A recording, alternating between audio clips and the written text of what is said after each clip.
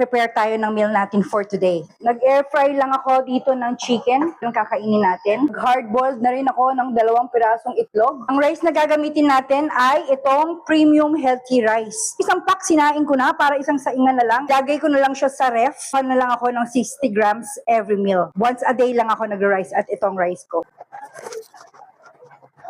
Yan, pwede na yan. Please, huwag lalagpas ng 100 grams. Since na malamig siya, at initin na lang natin siya sa microwave. On the side, prepare tayo ng fiber. Itong Japanese dried seaweeds ang gagamitin nating fiber today. Kasi nakuha lang tayo ng ganyan. Lagay ko sa kanya is plant protein, itong tokwa. Lagyan natin ng chili sauce. Naman ang kakainin natin for our fiber at protein. Ito na ang meal natin for today. Chicken, 2 hard-boiled egg, premium healthy rice, Japanese dried seaweeds, at nilagyan ko na rin ng plant protein na tokwa. Bago natin kainin to, i-check na muna natin ang baseline ng ating blood sugar.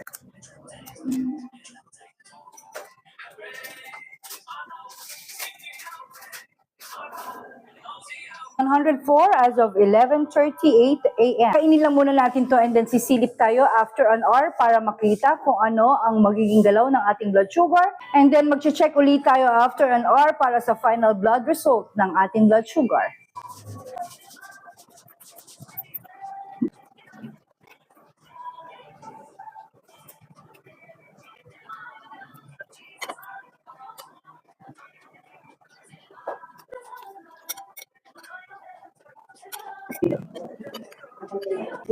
Ang tamang oras sa pag-check ng blood sugar ay 2 hours after meal. Kung nakaka-curious tayo at gusto nating maging aware sa mga kinakain natin kung meron bang spike ito sa ating blood sugar, ang tamang pag-testing ay 1 hour after meal. Kaya naman 1 oras pa lang naman ang nakalipas, i-check natin kung ano ang nangyaring galaw sa ating blood sugar sa meal na kinain natin kanina.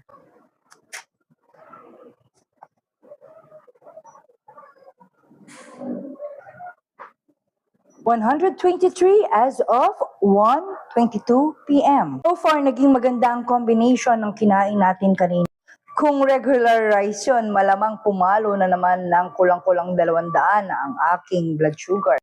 Babalik ulit tayo after 1 hour para makita ang stability ng ating blood sugar. Halipas na ang 2 oras, check na natin ang stability at final blood test ng ating blood sugar.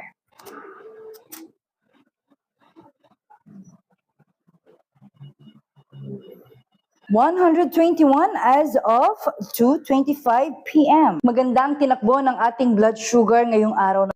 Dapat lang talaga na